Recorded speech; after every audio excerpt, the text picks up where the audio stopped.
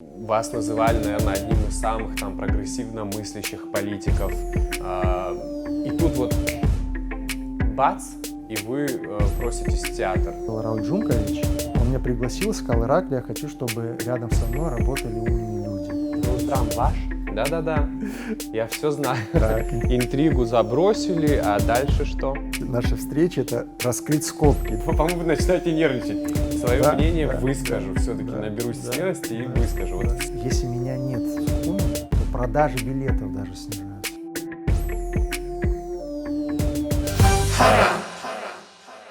Ираклий, ну мы очень рады вас здесь видеть. Долго мы вас ждали. Приглашали мы вас практически с первых дней старта нашего проекта. Ираклий Ривазович, начну вот с чего. Последние дни вы открыто в публичном пространстве, практически вот в таком очень активном режиме высказываетесь по поводу ограничительных мер. Там красной такой линией обозначено закрытие театров. В каком контексте вы высказываетесь? Ну, как это выглядит со стороны? Что, в общем-то, это какая-то некая целенаправленная борьба Министерства культуры против Русдрама. Недавно, даже вчера, артисты Русдрама, тоже кто-то из артистов написал большой пост в этом же контексте. Там, то есть такой смысл был. Что происходит? Расскажите нам. На самом деле я такой точки зрения не высказывал. Это есть представление у многих, в том числе наших зрителей. Нам на самом деле очень много пишут комментариев в соцсетях. И почему-то вот такое мнение у всех складывается, что... Я не один такой, получается. Ну да, вот так получается. И что есть некое целенаправленное вот, какое-то отношение к нашему театру, что вот слишком мы активно работаем, слишком успешны, и почему-то кому-то захотелось, чтобы этого не было. Честно говоря, мне не хотелось бы так думать, потому что наш театр как раз и есть свидетельство того, что ситуация в сфере культуры в Абхазии развивается, и она имеет перспективы. И мне кажется, для Министерства культуры наличие такого театра, как Русдрам, должно быть просто знаменем успеха. И этим надо пользоваться и пропагандировать не только в Абхазии, но и за пределами нашей страны. Ну вот, Ираклий Ривазович, и все же такое мнение формируется не просто так. Мы простые люди, которые со стороны наблюдаем за происходящим процессом, не просто так посчитали, что, возможно, это какое-то, может быть, целенаправленное. Это же все исходит из публикаций, которые мы читаем. Я соглашусь, что я тоже лично не видел нигде, что вы конкретно в таком контексте заявляли, но вот между строк это читалось. И вот вы говорите, не знаю, почему так вот воспринимается, а мне кажется, что это вот в первую очередь ваши публикации, ваши заявления. Я думаю, это происходит потому, что вот такого рода решения, достаточно радикальные решения, касающиеся нас, деятелей культуры, нашего театра в частности, принимаются без какого-либо обсуждения с нами. Вообще. То есть с нами никто не обсуждает то, как мы собираемся выживать в условиях отсутствия доходов летом. Да? Это активный сезон, и мы играем спектакли каждый день. Это прекращается. Ни о каких компенсациях, ни о какой поддержке речи в принципе не идет. Я уже не говорю о том, что если что-то надо прекратить, то неплохо было бы как-то заранее об этом, да, извещать. И это просто правильно, это такой как бы государственный подход. Вот государственный подход — это не просто закрыть, а это создать условия, обеспечить условия для безболезненного прекращения или приостановки деятельности учреждений культуры. Этого сделано не было. Это очевидно, об этом можно говорить прямо. Вот это вот, и потом, конечно, мир слухами полнится, да, и мы публикации видим и в соцсетях, опять же, и какие-то разговоры бесконечные. И потом, все-таки, если по-честному, да, говорить, вот кого коснулось сейчас это распоряжение, приказ министра культуры о закрытии учреждений культуры, Русдрам, потому что, естественно, все видят, как мы работаем активно. Это, конечно, в летний сезон, это коснулось, конечно, Пицунского храма. И это, я думаю, что, не думаю, а знаю, коснулось госансамбля и вообще вот наших танцевальных коллективов. Ну да, у них Но активный так период. как Русдрам больше об этом говорит, мы, безусловно, всегда четко формулируем свою позицию. Мы очень хорошо понимаем, что мы играем важную роль в общественной и культурной жизни страны. Мы не просто какое-то там учреждение культуры, с которым можно вот так вот, ну, закрыть, открыть, все остальное, не разговаривая, не объясняя, не как-то проявляя какого-то уважения минимального. Мы заслужили уважение к себе. Мы за эти годы сделали столько, сколько не делалось за десятилетия. И этим мы заслужили к себе уважение. И мне просто обидно за мой коллектив, к которым вот так относятся. И если государство позволяет себе не проявлять уважение к тем, кто ответственно, добропорядочно, добросовестно, эффективно работает, прославляет Абхазию за ее пределами и пользуется большой поддержкой внутри страны, то это не похоже на государственный подход. Вот это меня, как человека государственного, по сути, я как бы из этой системы, да, это меня, конечно, очень фрустрирует и очень огорчает. Ну, вы пытались связаться с министром культуры? Что-нибудь, какой-то официальный ответ лично вам, потому что я так понимаю, что вы же не просто, наверное, в Фейсбуке выражали свое мнение. Были какие-то попытки встретиться с руководством, Ну, может быть? мы с министром культуры всегда, в принципе, на связи, но вот здесь как-то все произошло так, что это стало какой-то неожиданностью для всех, может быть, и для него самого, я не знаю. Но такое ощущение складывается, потому что, ну, как-то все вот, ну как-то неправильно все это сделано. Это, еще, знаете, вот в чем, почему мы же не против борьбы с ковидом, мы наоборот, мы за, и мы все для этого делаем, и мы внутри театра все для этого делаем. Просто проблема в том, что когда в общем в стране, ну, мягко говоря, не очень сильно действуют какие-либо ограничения, начинать с сферы культуры, особенно в туристический сезон, когда мы что-то можем заработать и как-то продержаться все остальное время. И самое главное, когда мы можем представить другое лицо Абхазии для гостей страны, это же фактически культурный экспорт. Мы внутри Абхазии, вот находясь, мы тем не менее экспортируем нашу культуру, потому что люди приезжают извне и смотрят наш спектакль, и они говорят: о, какой крутой театр в Абхазии, вообще мы не знали, что в Абхазии может быть такого уровня спектаклей, что это, оказывается, страна высокого ну, вот, и достоинства в том числе, да, так как она может себе позволить вот такого уровня театрального искусства. Вообще иметь хороший, крутой театр, это для любого города, для любой страны, это просто, ну, это бесценно, это всегда что-то, чем гордятся, что-то, что всегда поддерживают. Мне кажется, что и мы заслужили такого отношения. Это карта Апромир от Амробанк. Я ее оформил на сайте Амробанк в пару кликов. Кстати, и карта, и оформление совершенно бесплатно. Спросите, зачем? Рассказываю. На эту карту можно зачислить деньги в любом российском банкомате платежной системы МИР. А уже здесь, в Абхазии, денежки снять и, естественно, без комиссии, естественно, в Амробанке. Прогресс, так сказать, переводы 2.0. Ну а вот и тетя из Москвы денежки перевела. Пойду снимать.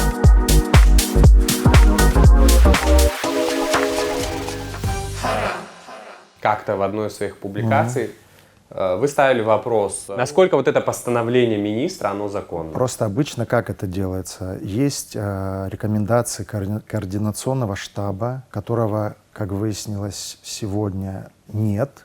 Никто об этом не знал.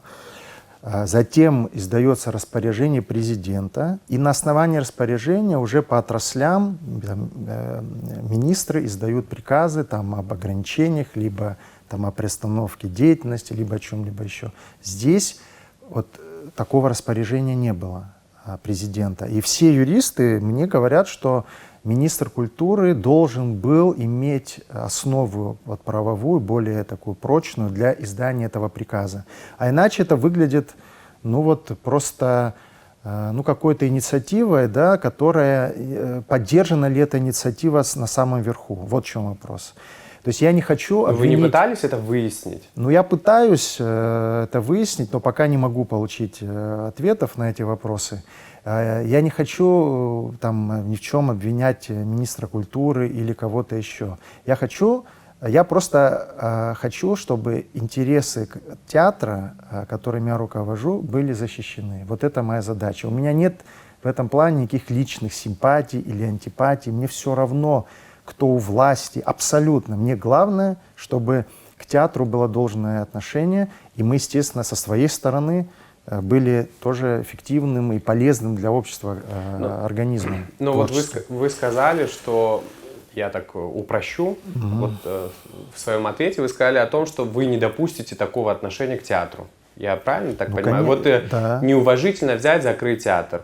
Что вы имеете под этим в виду? Вы будете подавать в суд на, скажем так, возможно, незаконное решение министра? Или вы просто ограничитесь высказываниями в социальных сетях, в публичном пространстве? Что это будет за действие? Я просто надеюсь на то, что возобладает здравый смысл. Если в стране действительно в ближайшее время распоряжением президента будут введены ограничения секторальные в различных сферах, которые действительно помогут в борьбе с коронавирусной инфекцией, это одна ситуация. Мы, естественно, будем понимать, что это государственная политика по борьбе с коронавирусной инфекцией. Мы часть вот как бы этих мер, да, вот то, что с нами происходит, это часть этих мер, одобренных президентом страны, утвержденных президентом страны. Но если продолжится ситуация, когда, грубо говоря, все функционирует, кроме учреждений культуры, ну, тогда просто я, конечно, не буду подавать в суд на Министерство культуры. Мне кажется, это совсем уже какая-то абсурдная ситуация. Мне хочется как-то по-человечески, нормально, цивилизованно обсуждать и решать эти вопросы. Мы просто будем их ставить более активно, эти вопросы. И будем стараться достучаться до президента, будем стараться достучаться до парламента, до общественного мнения, чтобы люди понимали, что есть такая ситуация. Просто поймите меня правильно.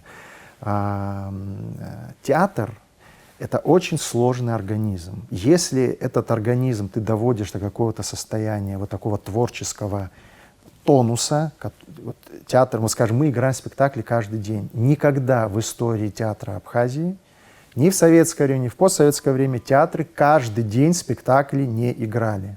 Мы это делаем сейчас, это исторический момент, просто вот последние месяцы.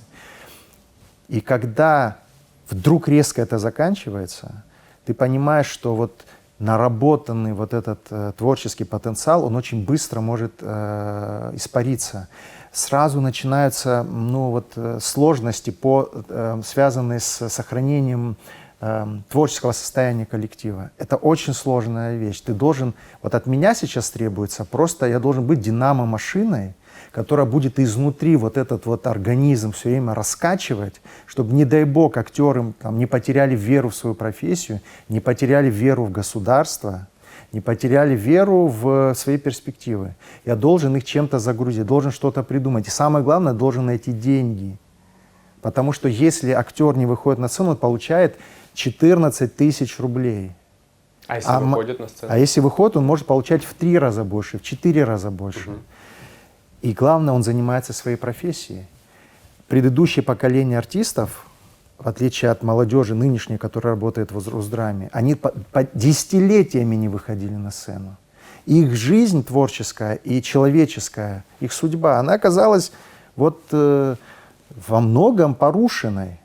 Сейчас у ребят, которые закончили Щуку, ГИТИС, другие вузы, работают в Русдраме, у них все возможности для творческой самореализации. И это огромная, это новая реальность. И разрушать это, конечно, я никому не позволю. Я все сделаю для того, просто это ответственность за этих людей. Я не позволю, чтобы они потеряли интерес к профессии, к жизни. Я знаете, что хочу понять, Ираклий? Я правда пытаюсь понять, если я что-то говорю неправильно или неправильно расшифровал какие-то публикации, вы меня обязательно исправляете, но почему складывается ощущение, что это борьба именно против Русдрама? Почему вы не допускаете, что министр культуры, учитывая, что, допустим, нет координационного штаба, это его попытка у него есть какая-то сфера влияния, да, и это его реальная попытка со своей стороны противодействовать распространению коронавирусной инфекции. Почему вот в этом контексте не идет разговор? Может, он правда хочет помочь? Вот просто помочь? Нет, я убежден в том, что он обеспокоен этим вопросом, безусловно. Но если есть необходимость вот принятия таких решений, то все-таки эти решения должны обсуждаться с ведущими там, руководителями, там, деятелями культуры, есть коллегия Министерства культуры. То есть какие-то вещи, вопросы надо обсуждать. Мы же не, понимаете, видимо, есть представление, может быть, оно идет со старых времен, что деятели культуры, так как они все зависят от бюджета исключительно, да, особенно в Абхазии, да, что вот можно с ними вот так вот просто взять и закрыть, ограничить, ничего с ними не обсуждая. Ну, они как вот, да, поворчат и успокоятся. Все-таки времена поменялись. Мы, вот наш театр, мы слишком любим то, что мы делаем, и слишком много отдаем этому себя, чтобы вот и наработали за эти годы репутацию и статус и в Абхазии, и за пределами Абхазии. Нас приглашают на все престижные российские театральные фестивали, мы везде имеем успех, нас знают везде. О нас говорит министр культуры России в своем интервью крупнейшим российским СМИ, хвалит наш театр, что мы приезжаем в Санкт-Петербург и имеем грандиозный успех. Это говорит министр культуры России. И вот, имея все это, вот так вот просто оказаться в состоянии какого-то неуважения, да, это неуважение. Вот это больше всего меня, конечно, фрустрирует, неуважение.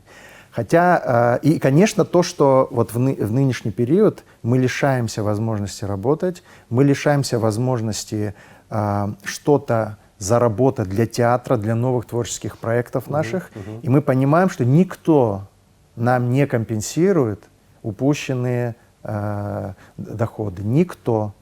Потому что об этом даже речи не идет в принципе. Я не такой, который, знаете, вот я не рассчитываю на госбюджет. Да, у нас зарплата, хотя, опять же, это базовая зарплата, но я благодарен, что это есть. Это очень важно, что государство поддерживает учреждения культуры, но оно как бы обязано это делать. На самом деле это не государство, это общество поддерживает. Потому что через налоги общество поддерживает театр, и оно поддерживает, покупая билеты. Это вообще театр поддерживает, и культуру, искусство поддерживает общество. Это вот очень важный тезис, который мы все должны иметь в виду. Вот. Ну вот такая вот ситуация, просто она не очень приятная для всех нас. И на самом деле людям очень неприятно. Не только в нашем театре, я знаю, что и в других учреждениях культуры вот такое же внутреннее ощущение, просто говорим об этом мы. Не мог не обратить внимание на ваш ответ. Вы сказали о том, что вот эти запреты на работу, если говорить простым языком, коснулись там Русдрам, коснулись Пицунский храм. Вы не назвали Абхазский драматический театр. Потому что Абхазский театр последние месяцы практически не показывал спектакли, не работал. Но это как бы объективная реальность. Тут скажу я это, не скажу, ничего от этого не изменится. Да, это так и есть.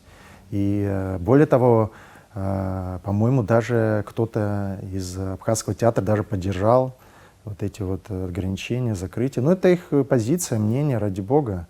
Я вообще как бы так публично не комментирую коллег, но страдают те всегда, Саид, кто много работает и кто честно работает. Вот они всегда страдают первыми.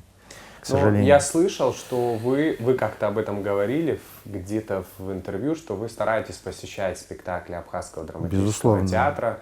И по нескольку раз, конечно. Вот рассказывайте свое мнение. Я смотрю спектакли Абхазского театра, я смотрю спектакли молодежного театра всегда.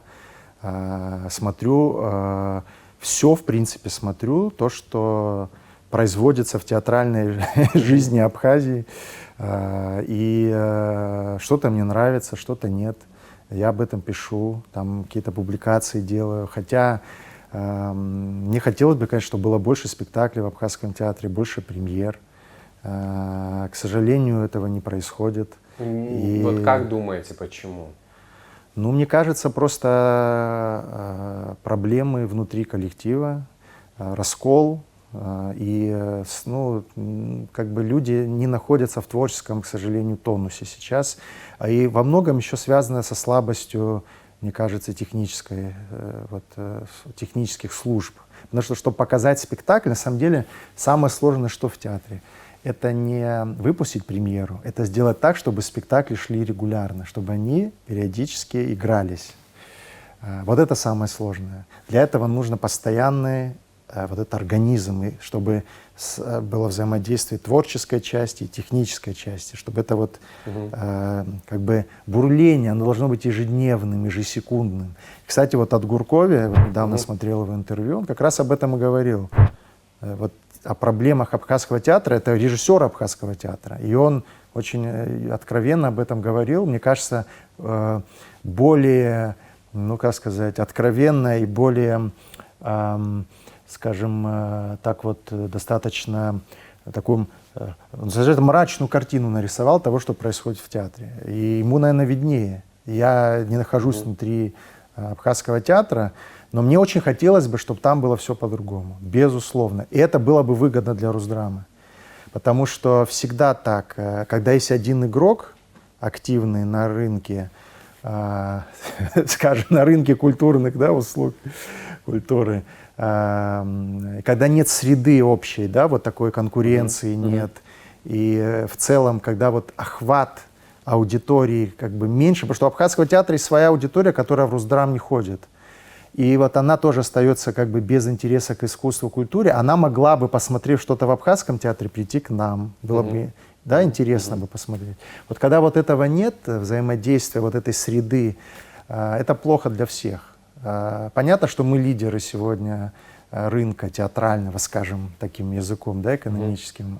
Но вот так оставаться вот в таком положении, когда ты оторвался, а другие театры, ну, им сложнее в этой ситуации. Да? Это не очень хорошо, это для нас не очень хорошо.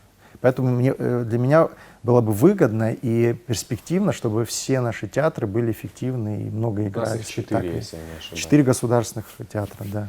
Ираклий Ревазович, вы неоднократно в своих интервью и в своих высказываниях говорили о том, что директор театра должен оставаться менеджером, то есть лишен творческих амбиций. Да, да. Но при этом сами, да-да-да, я все знаю, Так, интересно. но при этом сами активно включаетесь и в творческий процесс, начиная там от подбора костюмов, игра актеров, постановка и так далее. Ну, в общем, такой весь творческий процесс без вашего внимания не проходит. Скажите, пожалуйста, ну вот как это вот сочетается в вашем случае и где в этой части вы чуть-чуть слукавили? Нет, я не слукавил, потому что есть устав театра, согласно которому генеральный директор отвечает и за творческую, и за административно-хозяйственную часть. Что это значит? Это значит, что я должен обеспечить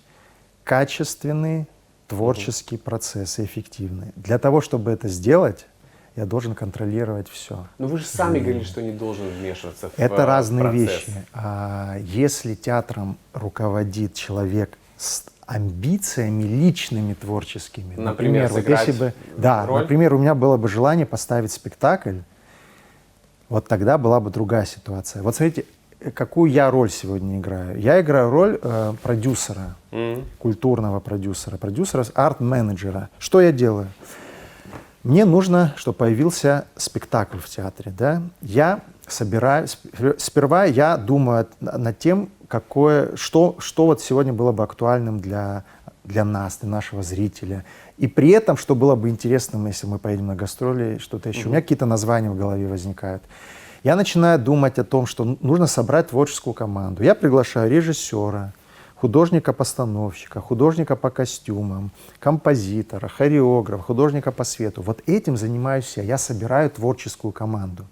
Но когда они начинают работать, я в их процесс не вмешиваюсь. Если на прогонах каких-то там, генеральных прогонах или еще что-то еще, я вижу что-то, что мне кажется, ну, не то что неправильным, а что мне кажется, ну, может быть, не воспримется нашей аудиторией, или что не отвечает каким-то ценностям нашего театра, я могу поговорить на эту тему с режиссером. Но ни один режиссер вам не скажет, из которой работали в нашем театре, что я вмешиваюсь в творческий процесс и диктую что-то им. Ну, последнее слово за вами. Ну, если мне спектакль не нравится, конечно, я его не выпущу на зрителя. А если вам нравится, вам не нравится режиссер, он нравится? Все равно не выпущу, потому что ответственность несу я. И я должен думать о том, как этот спектакль будет продаваться, будут ли расти актеры в этом спектакле, будет ли он интересен в принципе для театра, дает ли он для театра приращение, вот как бы приращение творческого потенциала и приращение смыслов для театра, есть ли от этого спектакля. Но что делает режиссер во главе театра? Он начинает ставить спектакли, и затем уже тех режиссеров, которых он будет приглашать, он будет стараться приглашать тех, которые слабее него по определению. Потому что если он вдруг пригласит режиссера, который поставит спектакль круче, чем он, у него начнется паника, проблемы, ревность. Как это так? Вот я главный режиссер, а я пригласил режиссера, он поставил лучше меня спектакль. И актеры будут говорить, Вы в этом смотрите, смысле имели в виду? конечно. И поэтому, когда художественный вот, человек с творческими амбициями возглавляет театр, он начинает подминать под себя творческую жизнь. А у вас нет творческих амбиций? Вот У вы меня бы не никаких. хотели сыграть вот в готовящемся спектакле? Вы же поете, я помню, вы даже как-то выступали на сцене Да, было дело, проекта когда я был заместителем министра иностранных дел. Да, Это да, ж, да. я не проект. Хибла Мукба. Да-да-да. Ну, так-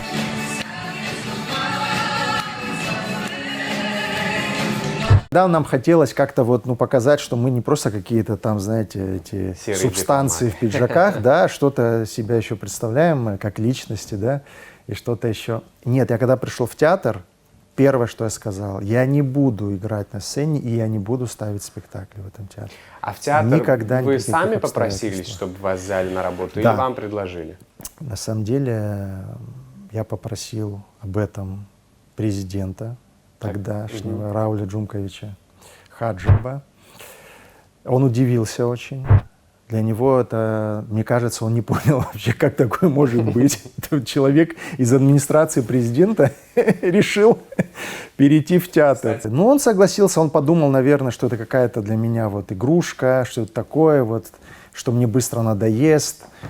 Но потом, когда он увидел, что я просто, ну, это стало делом жизни, да, и реально был результат, он как-то вот успокоился, и успокоился в каком смысле? То есть он понял, что это мое, это то, что мне нужно, и он не стал меня вот дергать и как-то заставлять заниматься чем-то другим. Ну, Всё. как такие решения приходят? То есть у вас была достаточно яркая политическая карьера, вы были молодым заместителем министра иностранных дел, Да. Вам пророчили, я помню хорошо, какое-то успешное политическое будущее, вас называли, наверное, одним из самых там прогрессивно мыслящих политиков, и тут вот бац, и вы проситесь в театр.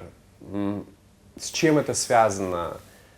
Почему для вас вот политическая жизнь, она вот стала больше там, ну, невозможной, вы решили уйти в театр? Я думаю, Еще в театр. Да, я думаю, это связано с несколькими причинами. Во-первых, театр всегда был для меня ну, какой-то чем-то, что я любил, наверное, больше всего. Вот у меня были какие-то вещи в жизни, вот скажем, естественно, моя основная профессия — политическая наука, да, политология, вообще политика. Это то, что я действительно люблю. Я продолжаю в этой сфере тоже как бы не запускать ее, да, там, научно, читаю литературу, мне это интересно. Но театр — это вот то, что я любил всегда. Я это прекрасно понимаю сейчас, потому что я с детства, я помню, когда отец возил нас там, в 90-м, 89-м, 91-м году в Абхазский театр, я помню, в зале сидело 3 человека, на сцене 30, я это хорошо помню тогда еще. Я помню спектакль «Кёджинские перепалки», я смотрел «Махаз», «Юлий Цезарь», хорошо помню все это. Вот тогда еще я сидел, и я понимал, что это какое-то, как это вот эта магия, этот занавес, это коробка сцены, как это все происходит, как меняется свет. Что для меня это была тайной, которую я хотел разгадать всегда. И я хотел оказаться внутри этой тайны и создавать эту тайну. Мне хотелось это. А потом уже я, будучи студентом факультета политологии, я почти каждый вечер ходил в театр. Я смотрел все, я видел все то, что было в Москве, и не только в Москве, и в многих других городах крупных, и в Лондоне, и в Нью-Йорке. И вот на самом деле, и я всегда, я помню, я когда покупал газету «Коммерсант», я читал каждый день, когда был студентом, я начинал с раздела культуры, всегда. Первое открывал, я читал рецензии на спектакли, потом все остальное. Но это мне не мешало быть отличником и одним из лучших студентов на факультете. Это вот такие вещи, видимо, это природа, или что-то такое, что от нас не зависит. Какой-то интерес, который в нас есть с рождения, генетически запрограммирован в нас. Ну и все-таки вы вдруг, нет, вы же могли там годами ранее к этому прийти или позже к этому прийти. Да. Это какое-то разочарование в абхазской политике или... Да, безусловно. Вот, это разочарование. Я понял, что если я должен продолжать деятельность в этой сфере, то мне надо поступаться какими-то своими внутренними принципами и убеждениями, которыми я, наверное, не готов был жертвовать. Ну, например, Ираклий Ривазович. Ну, например, я не мог работать на зарплату в 15 тысяч рублей. А сейчас какая у вас зарплата? Сейчас у меня зарплата, у меня была зарплата 20 тысяч, но так как я являюсь чрезвычайным полномочным послом Республики Абхазия, год назад был принят соответствующий, там указ президента был о том, что лица с такими рангами, это высший дипломатический ранг, их зарплата должна удваиваться, где бы они ни работали. Поэтому сейчас у меня более-менее приличная зарплата. Ну, у моей семьи есть бизнес, то есть как бы я не жалуюсь на это. А вот когда ты работаешь круглые сутки в МИДе, в администрации президента, реально мы работали очень много. Вот я помню, когда я работал в администрации президента, там 14-15 год и 16-й.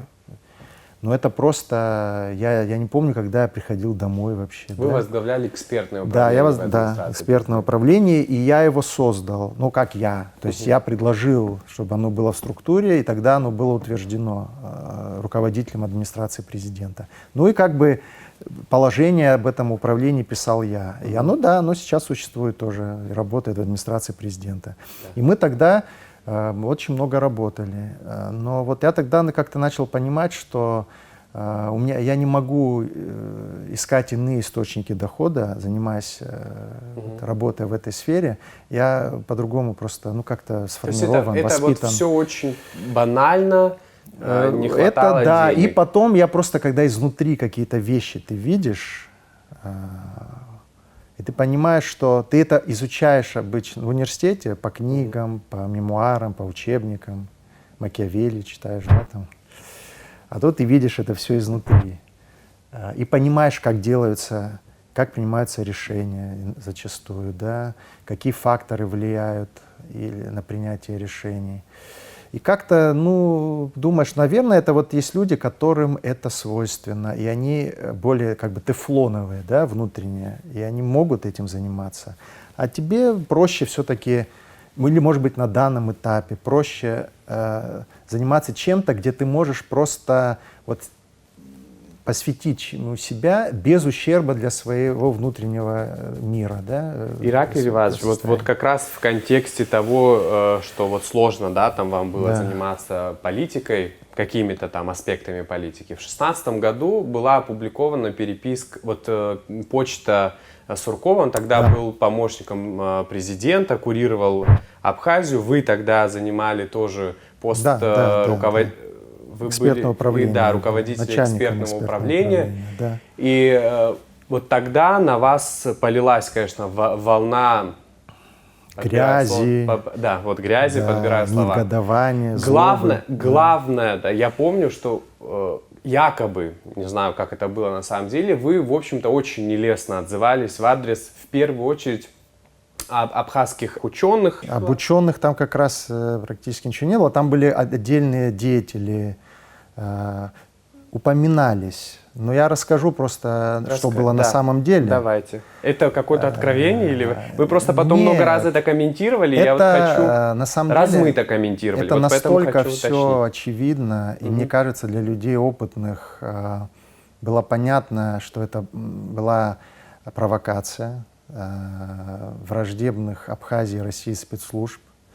Причем, ведь, смотрите, самое страшное, что было сделано, не страшно то, что какая-то там переписка была, значит, опубликована. Страшно было то, что она была во многом процентов, ну, вот потому что я видел, процентов на 80, на 70, на 80 была сфабрикована.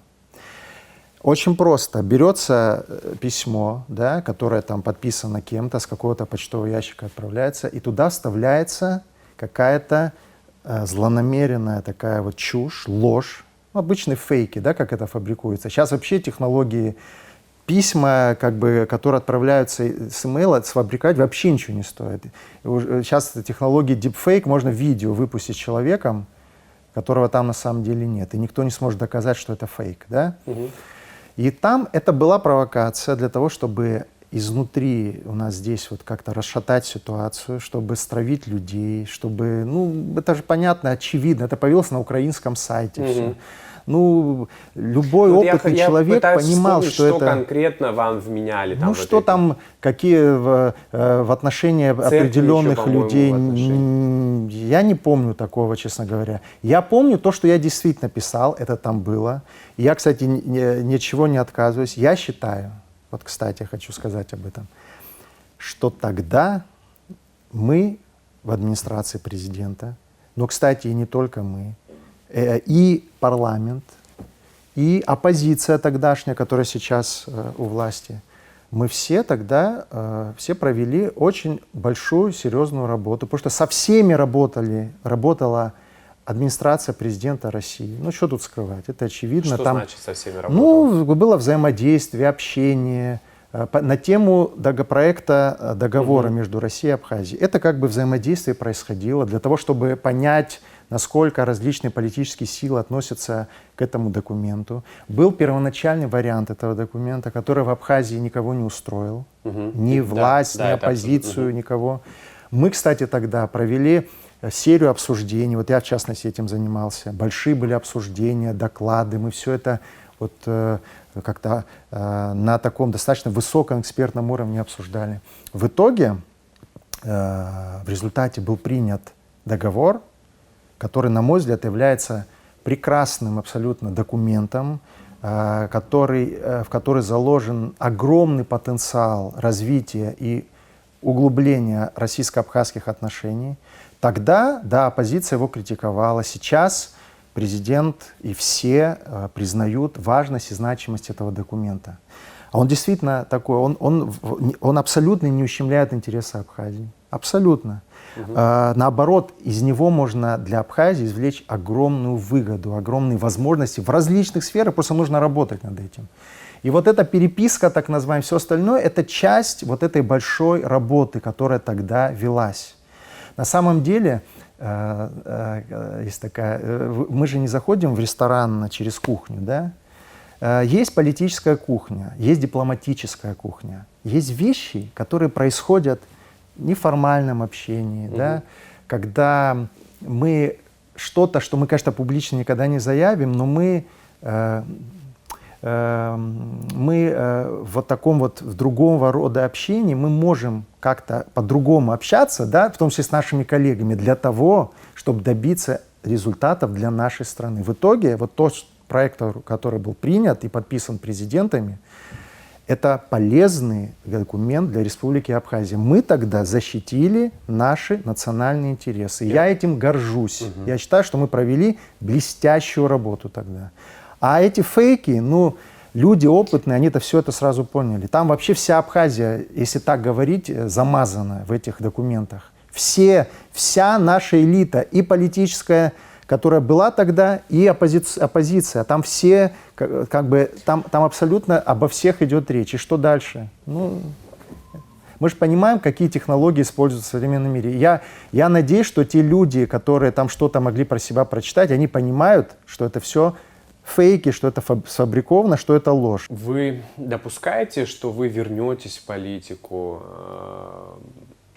допустим, в ближайшее время? Есть ли у вас какие-то политические амбиции? Амбиций у меня нет политических никаких. Это могу сразу сказать. Если честно, Только честно. я не хочу возвращаться в политику.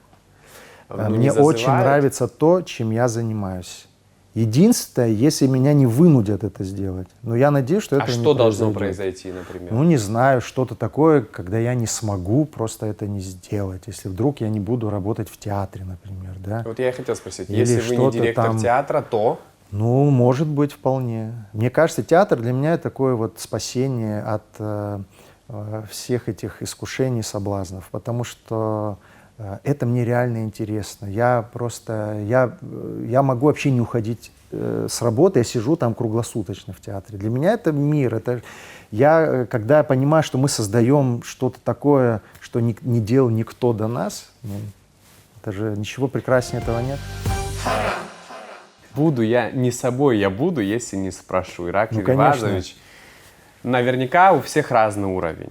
Ну, сейчас давайте откровенность от Ираклия Хиндба. Кто-то, да. Имена кто-то буду ярче, заставлять кто-то говорить. не Вот так, да. назовите, ограничу вас, троих, на ваш взгляд, самых на сегодняшний. Это же не значит, что завтра будет так же. Да. На сегодняшний день самые яркие, талантливые звезды, актеры Русдрама. Трое. Дело в том, что если я сейчас начну это делать, А они вы же есть? знаете, как устроены артисты, да? Они как артисты, как дети. Их нельзя обижать. Я сейчас скажу, назову кого-то, они есть. троих.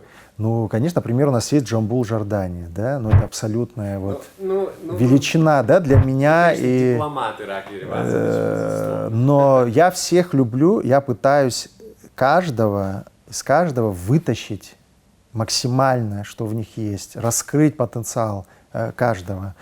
Конечно, есть те, кто играет больше ролей в театре. Есть такие молодые актеры, которые больше заняты, больше главных ролей играют. Но вообще, в реальности, это уникальная ситуация, когда молодой человек, придя в театр, может сразу сыграть большую роль. Обычно как? Вот они приходят в какой-то большой театр где-нибудь в России, в Москве, и все, да, и там десятилетиями, или там 10-15 лет где-то там бегают массовки, потом что-то могут сыграть. Здесь они сразу, вот как Эмиль Петров, не имея актерского образования, сыграл главную роль в спектакле «Солярис». И сыграл прекрасные, да, потому что он хотел этого, он воспользовался этим шансом. Есть актеры более вот, целеустремленные, которые не знают вообще, что такое лень, в принципе. Есть, которые чуть вот надо раскачивать иногда. Вот Эмиль, Джамбул Жордани, вот я уже высчитываю, кстати. Нет, у нас много хороших. У нас, например... Так они могут быть вот все смотрите, хорошие, но я все-таки... Нет, не буду настаивать. Я понимаю, что вы просто не я хотите просто не их, хочу остальных обидеть. обижать, расстраивать, но есть актеры, например, вот есть Мадлена Барциц, да, которая грандиозные роли играет, мирового вы мне троих репертуара. в итоге все равно. Есть Милана Ломи, есть много актеров, о которых я могу говорить. Естественно, там Анна Гюригян, Симона Спаф, и так далее, наши вот там Наталья Папаскири, всех я могу назвать, я их всех действительно, для меня они все уникальные. И у нас, как мы говорим в нашем спектакле «Радость вопреки всему», у нас нет премьеров и премьерш. Каждый занимает свое уникальное место в коллективе. Я называю наш коллектив таким коллекцией индивидуальности. И ценю вот эту вот их такую природу, отличающуюся. В вопросе восхваления, вот к этому тоже я хочу вернуться, об этом тоже хочу поговорить, но вы, очевидно же, разбираетесь, да, в том, что происходит на сцене. И, наверное, лучше многих понимаете, что, нет, не может быть, чтобы каждый спектакль был шедевром. Вы это делаете с точки зрения пиара, привлечения публики? Ну, словом «шедевр» я уже давно не называл ни один наш спектакль. Это можно проследить по моей А почему, кстати? Ну, это я потом спрошу.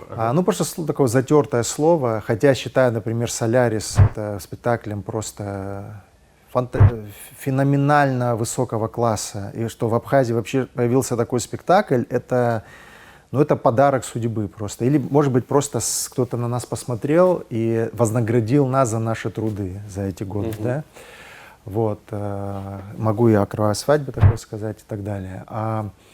Я, конечно, вначале мне нужно было разогнать интерес публики к театру, зрителей, сделать так, чтобы как-то люди поверили в то, что действительно это круто, и это нужно посмотреть обязательно, что нужно прийти в театр. Мы же, как обычно, в детстве нас водили в театр, как-то скучно, все сидели там, зевали, кидали там какие-то там из рогаток даже стреляли. Я помню, мы в школе, когда ходили в театр, даже такое было.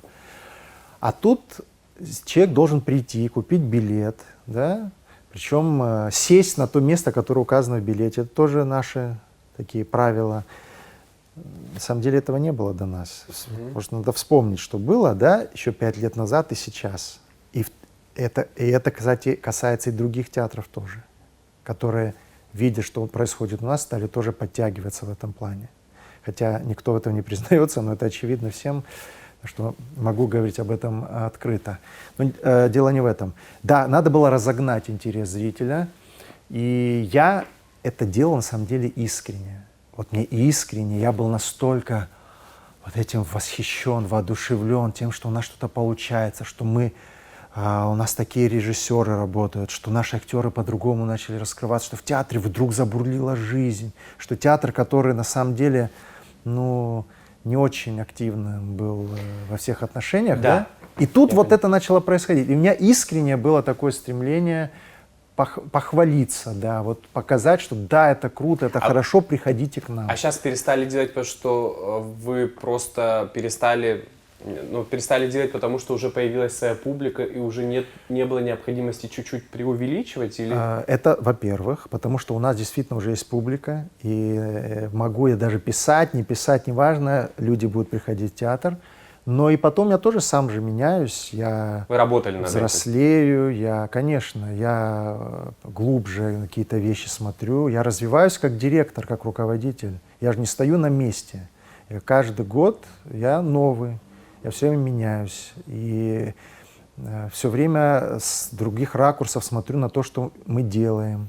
И это нам позволяет развиваться. С точки пиара это возымело какой-то эффект, конечно, потому как конечно. я помню, тоже говорите так или не так, я помню какой-то период активно люди, наверняка не было смелости говорить вам это в лицо, но говорили о том, что вот когда вы там что-то выставляете и пишете «у нас полный аншлаг», на самом деле это специально вот с какого-то определенного ракурса снимается, а по сути, по факту театр наполовину Но пуст. это неправда, это ложь. Вы не прибегали к таким Нет, конечно. манипуляциям? Да зачем? Я знаю, кто это рассказывает, да, боже мой, что только про меня и про наш театр за эти годы не говорили.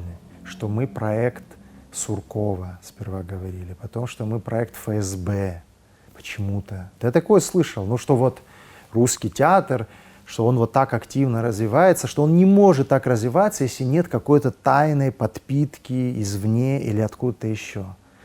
Это абсолютная чушь, понятно, что все видно, наша вся финансовая деятельность, она видна Минфину, казначейству, всем кому угодно. Но не могли люди поверить, особенно те, которые годами занимаются театром, и у них такое не получалось, они не могли поверить в то, что можно привлекать столько зрителей, можно ставить спектакль, можно зарабатывать деньги и можно развивать театр за счет собственных возможностей. Они просто не могли в это поверить, просто и все. Много раз вы говорили про то, что Русдрам зарабатывает деньги. Да. Вот даже за наше интервью вы неоднократно об этом сказали. О каких суммах идет речь? По-разному. Вот сейчас, конечно, из-за пандемии, из-за того, что мы не могли продавать больше 40% билетов, конечно, наши доходы упали вдвое. Но все равно, скажем, в летний сезон, в среднем один спектакль, чтобы было меньше 100 тысяч, это редко бывает. На самом деле больше. А если бы мы работали полноценно, то это было бы больше гораздо. Ну, Ираклий Ривазович, вы воспринимаете критику в адрес театра безболезненно?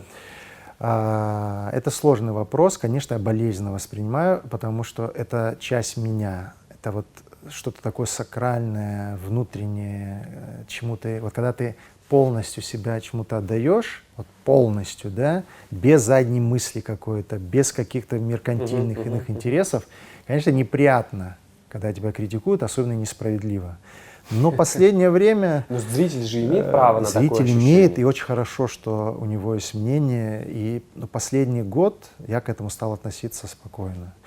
Я к этому спокойно, например, критики, когда могут как-то, да, там, сказать о нашем спектакле не то, что я о нем думаю, да, и то, что мне кажется, ну, это нормально. Со спектаклей Рима Сатуминаса уходит 15-20% зрителей, особенно раньше уходили. Сейчас уже как-то привыкли и поняли, что это гений, и что это здорово. А то его обвиняли в извращении русской классики.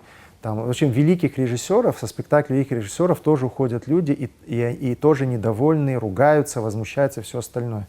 Поэтому это нормально. Но, конечно, сложно примириться с этим. Ну вот вам можно внутренне сказать, что вот Ираклий Ривазович, смотрел я «Все мои сыновья», Можно, сама история можно, прекрасная, можно, к истории Русдрам можно. не имеет Да, никакого отношения. Да.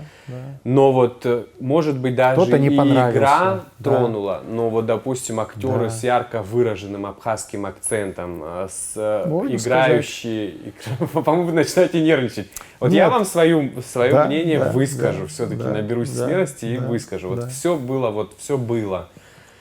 Ну, во-первых, в нескольких местах, когда это так близко к актеру, и вот он просто начинает путаться в словах, это напрягает. И в моей голове, я не знаю, как это спустя уже год, наверное, прошел с моего прихода вот на «Все мои сыновья». Да. Ярко выраженный абхазский акцент, игра, не смею оценивать, но вот играет абхаз американского там какого-то человека. Вот в моей голове это очень долго не укладывалось. Вам такое можно сказать? Это же все равно разрушает отчасти общую атмосферу. Это мне можно сказать. Но больше ты не придешь в Нет, театр. нет, почему? Не, наоборот. На самом деле это вот то, что нам часто предъявляют, особенно когда мы выезжаем за пределы Абхазии, говор. речь, сценическая речь. Но вот в отношении всех моих сыновей, а может быть, он не американского играет Имена солдата. выдают же там. Ну что? А может, он имена. играет нашего Вот все равно вы защищаете. солдата, который вернулся и который увидел, что все, за что он воевал, все это превращено в фикцию, в фарс. И те, кто не имел отношения к войне, наживаются сегодня, да?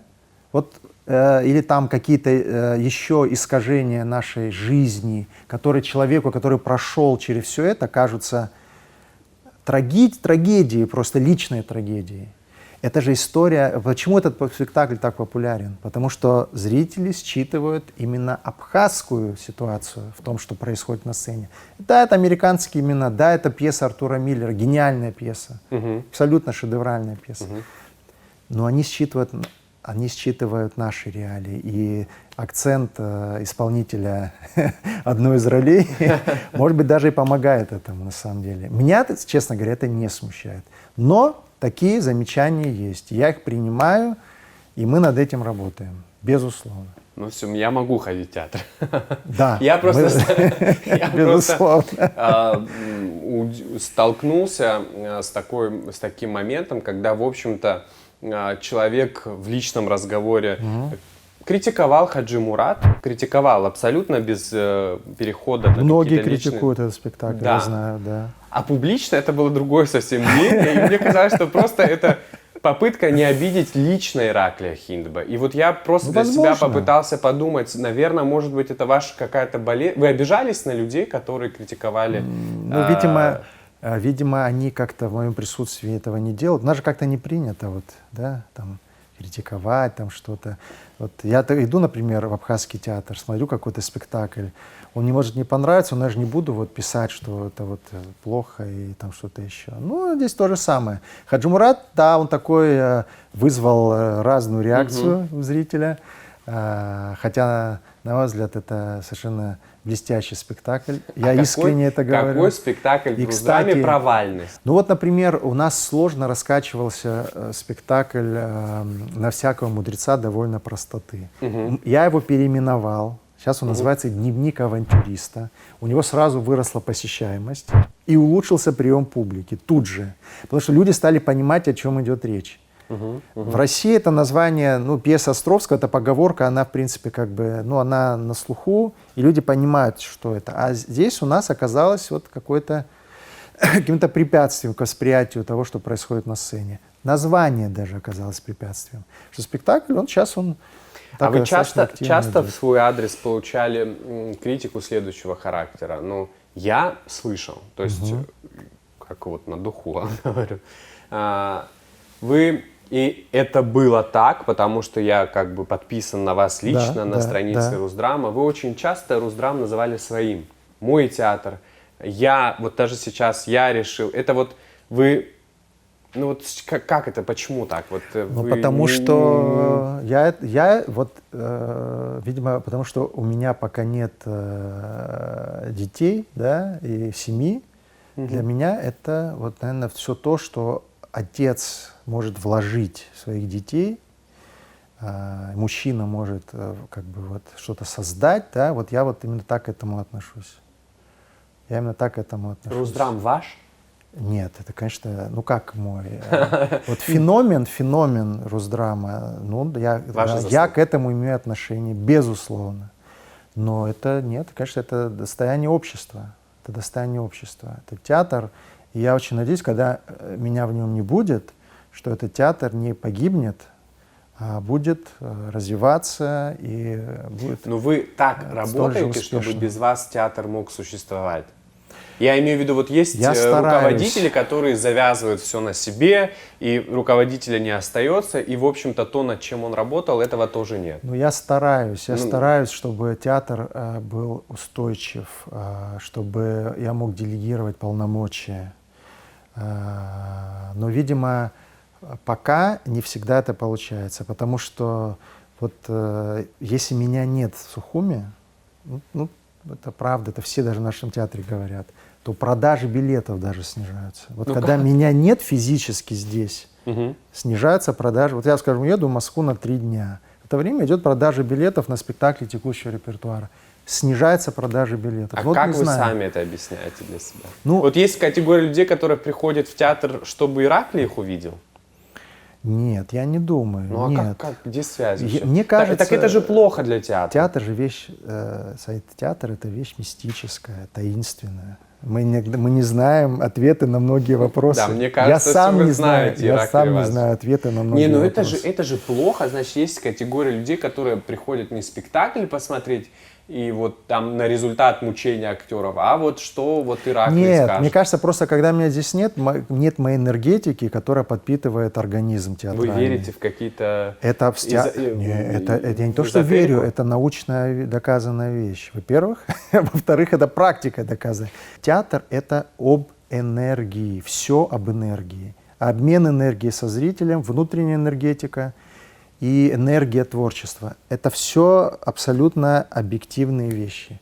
Вот меня, скажем, моего мотора энергетического нет в театре, все как-то начинает. Или я прихожу, у меня плохое настроение, я вижу, как все как-то, все тоже начинают какими-то грустными, печальными быть. То есть у меня нет права на плохое настроение, у меня нет права на упадок сил. Я должен все время, как мотор, двигать этот организм. Вот сейчас в этой ситуации, почему я, конечно, чрезвычайно опечален, что я понимаю, что мне придется просто себя, вот я и так на 200%, теперь на 400% придется выпотрошить всего себя для того, чтобы сохранить коллектив в творческом, в рабочем состоянии. Вот и все. Ну, так устроено, к сожалению. В театре так устроено. Театр — это особый коллектив, его нельзя сравнивать с другими. Хотя законы менеджмента эффективного прекрасно работают в театре. Прекрасно.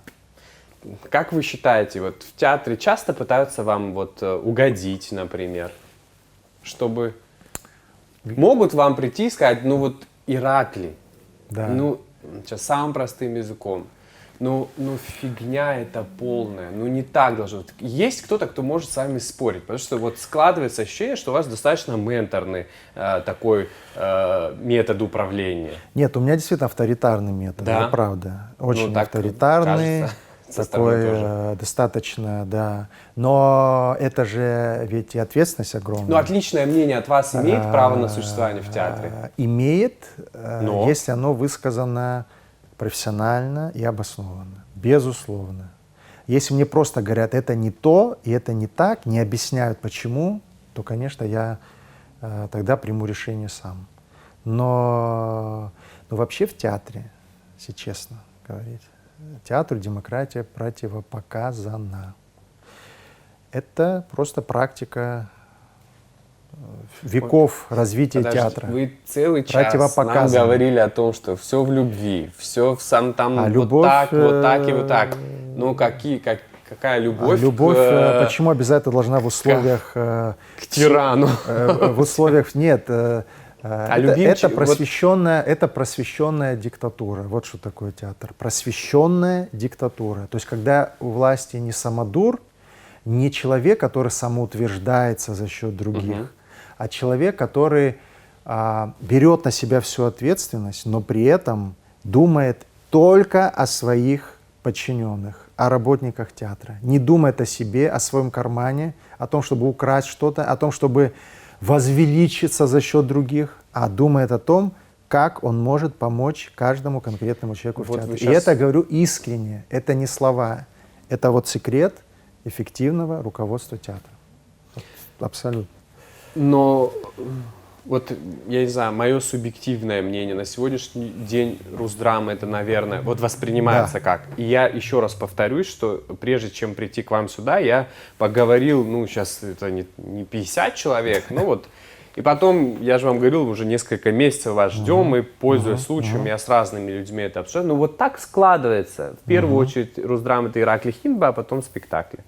То есть вот на первом месте почему-то вы. Ну, потому что... Это так, во-первых? Ну, раз вы начали отвечать, ну, потому что, значит, вы согласны.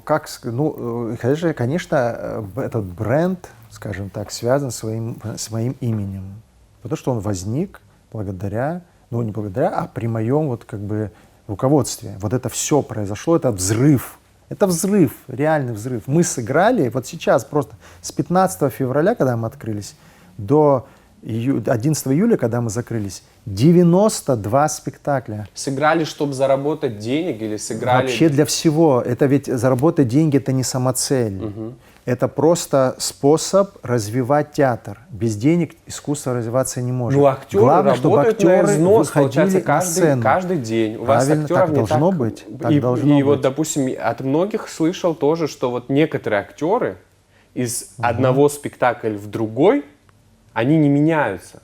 Меняется одежда. Может быть. Нет, ну вы да. скажите, может быть или есть такие Нет, актеры? Может быть, это просто быть, такое обывательское мнение? Если вы думаете, и кто-то думает, что я в таком прям каждый раз в диком восторге Думаем, остаюсь, это ж вы нам так... остаюсь это от ж вы нам всё каждого так спектакля, рассказываете. который идет в театре, Думаем. те муки, страдания, мучения, которые я переношу после спектакля, которые проходят неудачно, на мой взгляд, хотя в зале овация, все там, крики и так далее, несравнимы ни с чем, ни с какой критикой, которую я могу услышать. Иногда вот просто мне хочется подняться в кабинет, налить вот стакан водки и выпить просто. Не делайте так.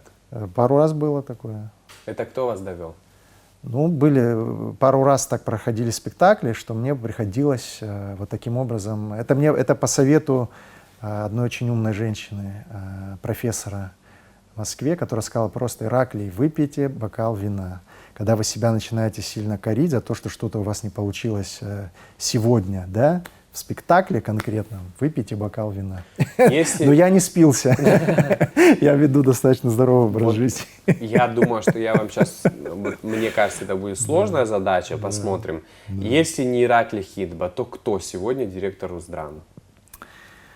Я думаю, что сегодня мне альтернативы нет, к сожалению. И это плохо, потому что Ну вот, это вот значит, вы что правда я думаете, что абсол- это плохо, или это все-таки тешит ваше самолюбие? Нет, не тешит. Вот за это, вот я честно скажу, это искренне, это не рисовка, вот клянусь.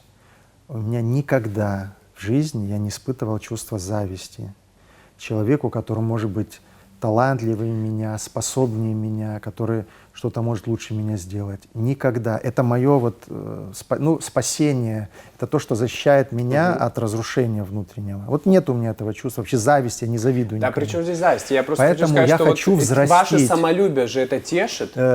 Мое самолюбие тешит успех спектаклей нашего театра. Вот это меня просто, для меня это вот космос, когда я вижу, что вот как, например, вот я скажу, что тешит мой самолюбие. 29 июня был спектакль «Солярис». Вот после этого спектакля я готов был, вот просто я себе сказал, вот ради этого можно отдать жизнь просто. Вот чтобы вот так прошел спектакль такого уровня. Все, вот это, выше этого ничего нет. Кто лучше играет в спектакле «Солярис», Мадлена или Ира? Они разные. Ну, Ираклий Ревазович. Мне больше нравится Мадлена, как играет. Мне больше нравится Мадлена, потому что у меня мое, это ближе к моему восприятию образа Хари. У Иры Делбы есть много поклонников в этой роли, и они пишут, ее хвалят ее и все остальное. Я специально предложил эту роль, потому что Мадлена, понятно, что это Хари, как бы изначально понимали, что она должна сыграть эту роль. Но я подумал, что нужна другая совершенно У нее актриса. много ролей Другая таких должна быть. главных, я вам хочу сказать. Ну, значит, она заслуживает главной роли. Она, действительно, мы поехали в Санкт-Петербург, играли там Электру на самом престижном питерском фестивале «Радуга», где были все российские театральные критики. Мадлена их всех свела с ума. Значит, все-таки Ираклий Ревазович что-то понимает в театре и в актерах тоже. Обижаются на вас актеры, когда вот вы распределяете? Кто роли распределяет? Режиссер или Ираклий Хинтов? Понятно, это все понятно. Это согласовывается со мной, конечно. Понятно. Часто я участвую в этом процессе, потому что я хорошо знаю. Часто или всегда? Ну, всегда, конечно, я участвую, но если режиссер настаивает, что вот конкретно, вот я хочу, чтобы этот актер сыграл, я никогда не возражаю. Это любой режиссер вам подтвердит. обижаются на вас или как? Кто? Актеры. Нет, ну зачем обижаться? Они же знают, что я их всех люблю. Они же знают, что я хочу, чтобы они все проявили себя. Я всем даю возможность проявиться. Всем. Это правда. Но это правда. Это у меня такой образ, да, что я там всегда у меня какой-то там задний, какой-то должна быть обязательно какой-то умысел, что я там что-то должен придумать. Нет. Я человек достаточно искренний и такой вот открытый. Не, ну что Мадлена любимица Русдрама, мне кажется, вот за последние ну, почему? спектакли... Смотрите, у нас Милана Ломи, грандиозные роли, Бродский и там и другие спектакли. Они огромные Мадлену роли, даже ввели сумасшедшие. в «Все мои сыновья», по-моему, играла там одна Она Милана. играла, когда Милана не могла выйти, мы ввели Мадлену тогда тоже, да. И сейчас они вот играют вместе. И это разные спектакли, это очень интересно. А зарплата у всех актеров одинаковая? В зависимости от выходов.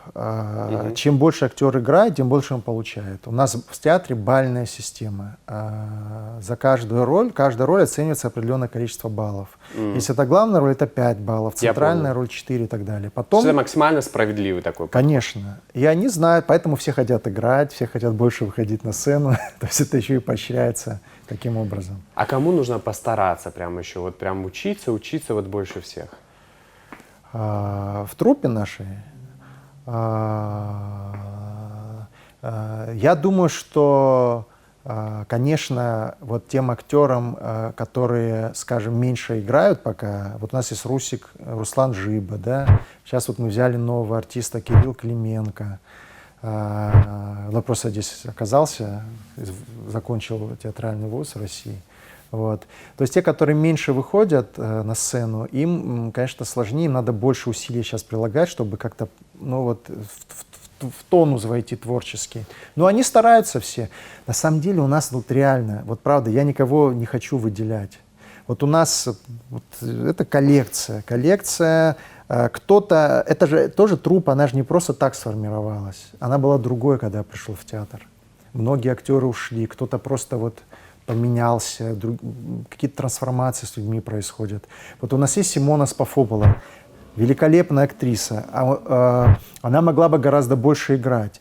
Но она такая очень сложная творческая индивидуальность, очень трудно найти к ней подход, что-то вот придумать, где она могла бы по-настоящему себя проявить. Да, вот как она выстрелила во «Всех моих сыновьях».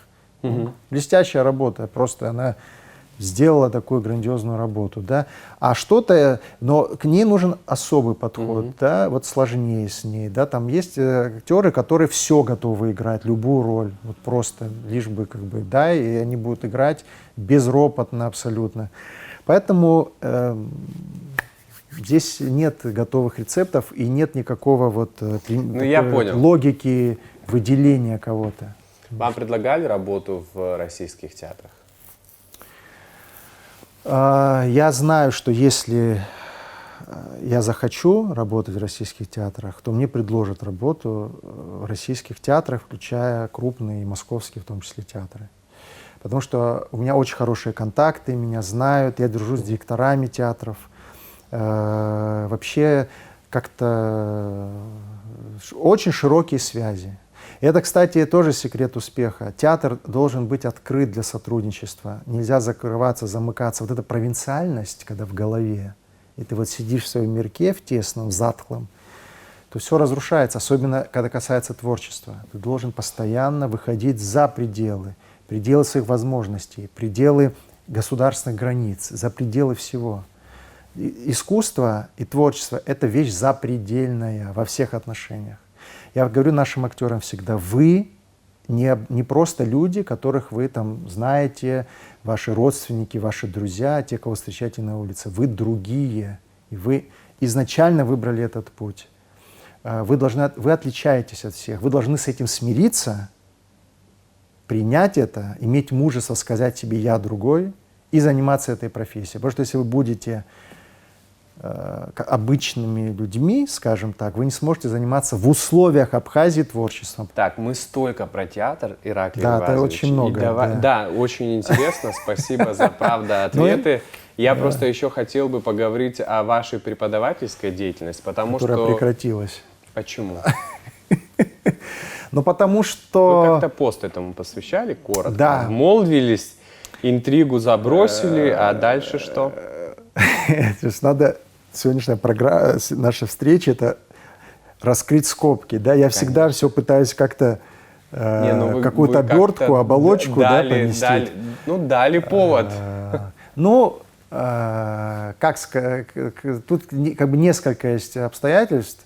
Конечно, у меня мало времени. Я много очень посвящаю театру себя. Да? Это правда. Да. Но с другой стороны, когда я узнаю, что за моей спиной начинаются какие-то обсуждения, что я вот хожу или я не хожу, и что я вот там не дорабатываю что-то, хотя я всегда дорабатывал. То, что я не дорабатывал, я потом мог доработать, да, какие-то там часы и так далее. Ну, были всякие разговоры, мне что-то доносилось. Может быть, это слухи. Вас выжили из АГУ, получается? Нет, у меня выжить, наверное, сложно было бы. Тем более Олег Алексеевич ко мне относится очень хорошо, и я к нему отношусь с огромной благодарностью и уважением.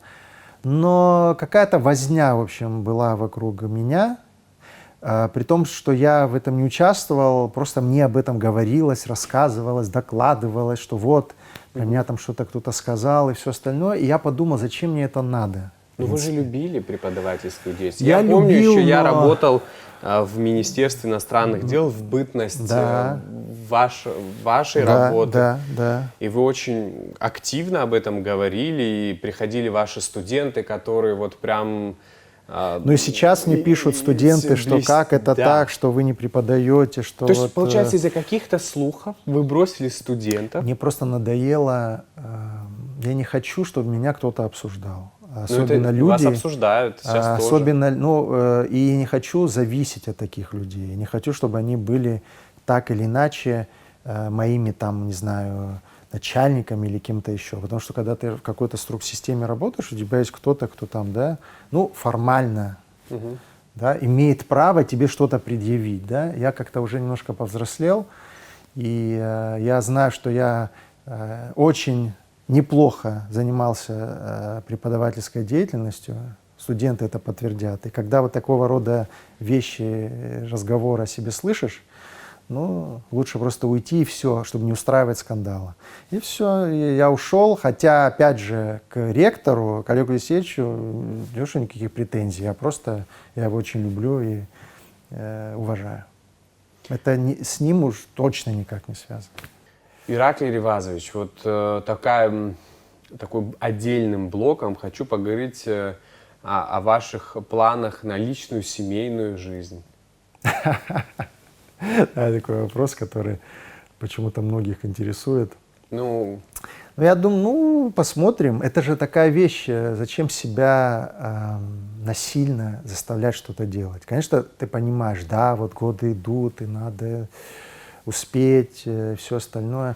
Но, может, такая генетика, у меня все вот мои родственники, мои там многие дяди, такого позднего созревания все, после 40, может быть, и меня это ждет, не знаю. Но вы я можете не заморачиваюсь на эту Вы тему. можете допустить, что вот, допустим, вы не заведете семью такой. Вот сейчас Нет, очень такое новое не модное движение, не могу child free, допустить. например. Нет.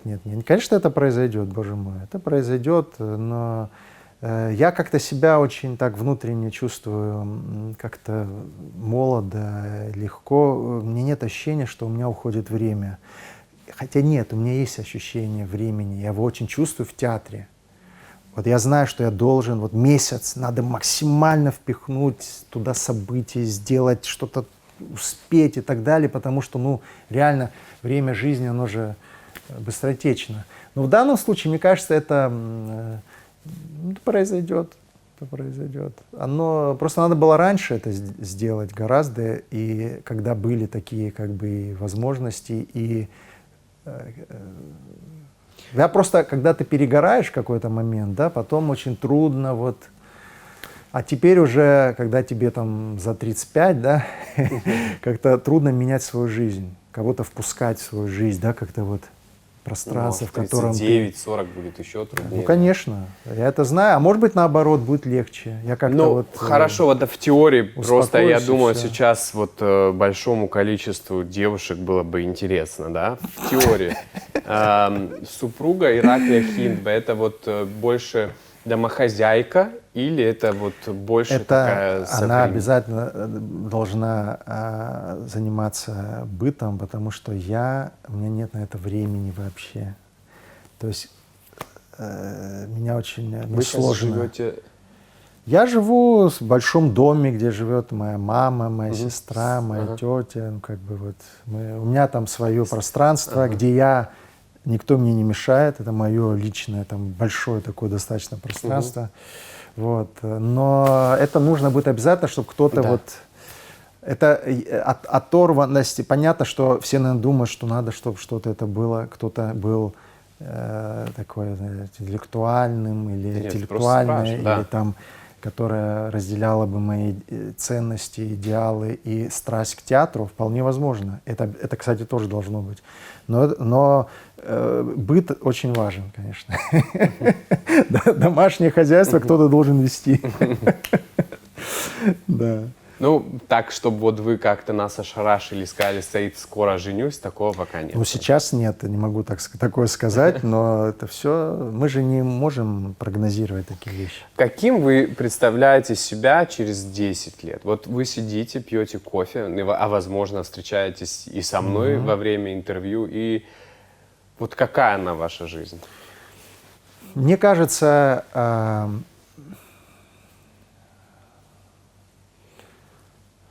ну, я думаю, что за 10 лет многое произойдет в моей жизни.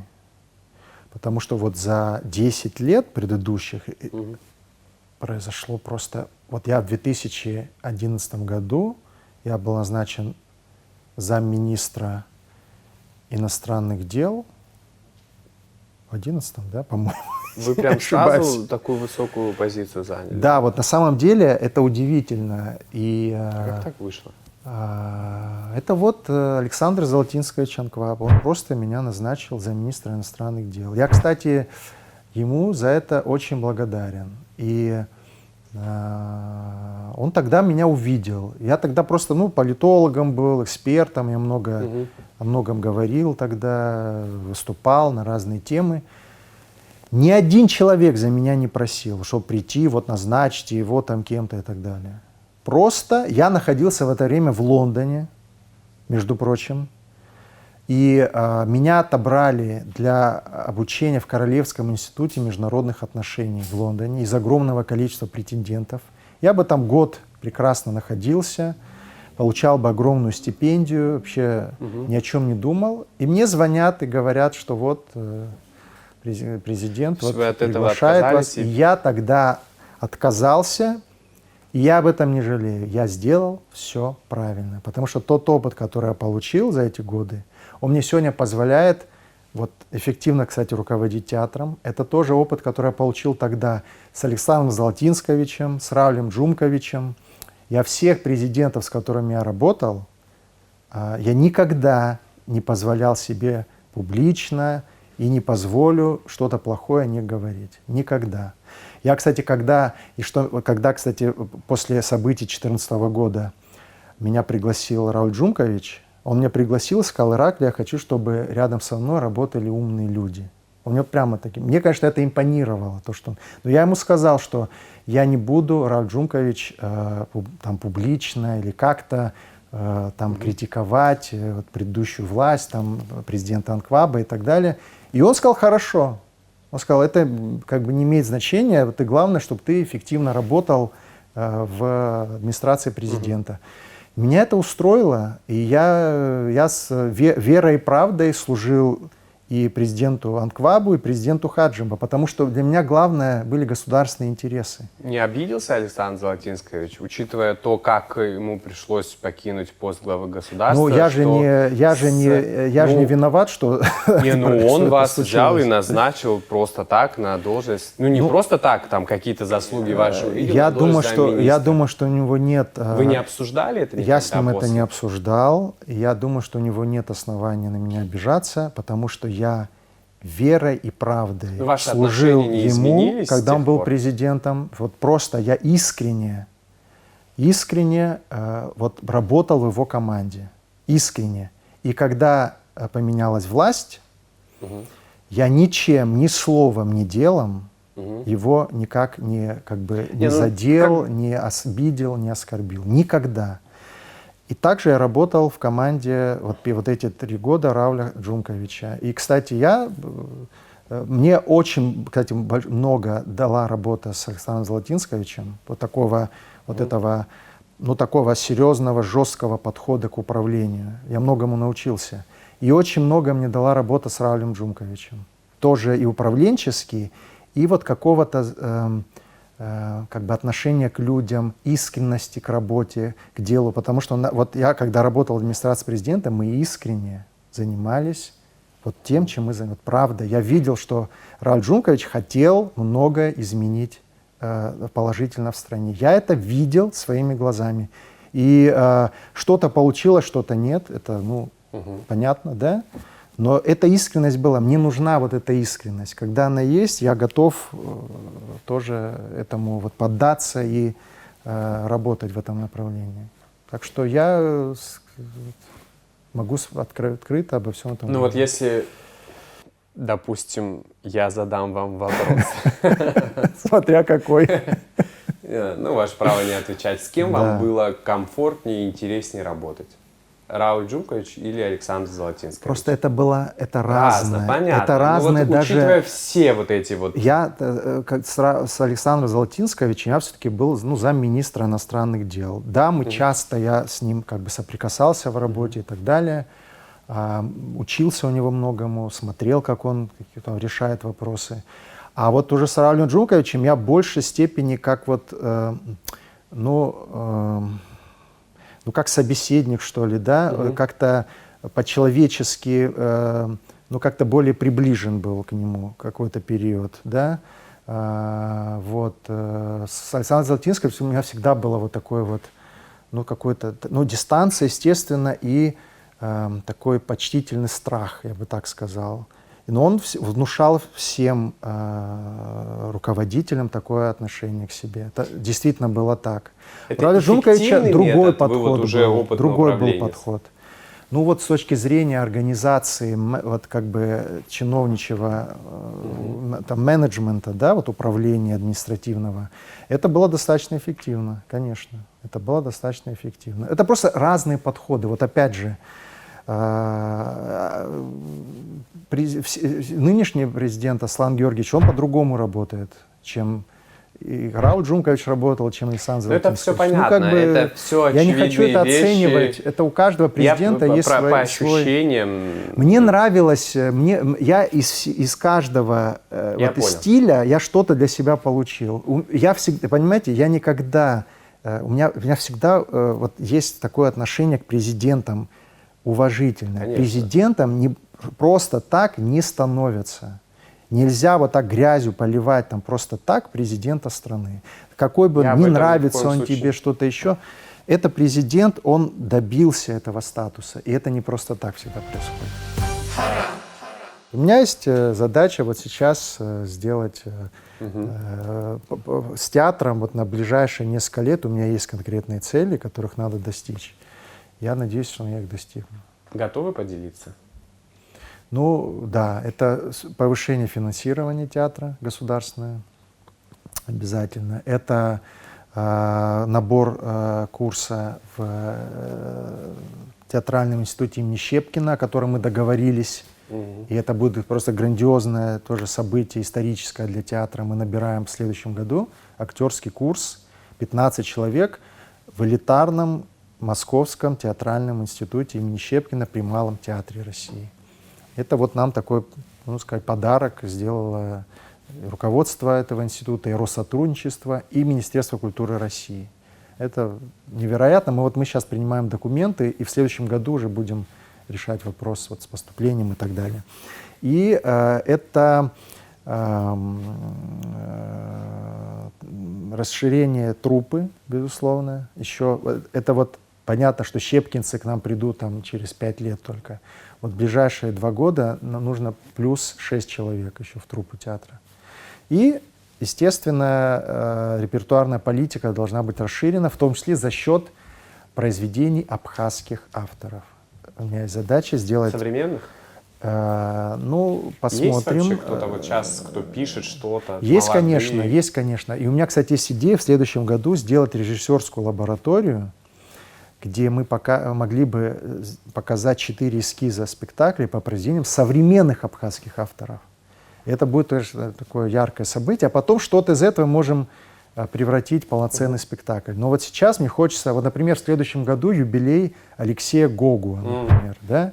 Конечно, мы должны что-то сделать, мы должны откликнуться на это событие обязательно. Я сейчас вот в поиске нахожусь материала, который мы сможем реализовать.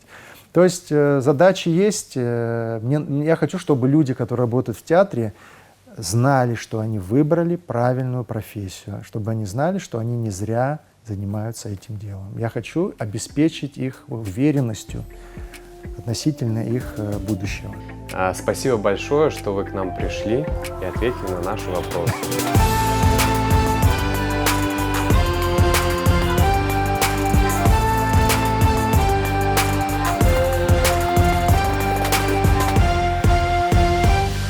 Hara.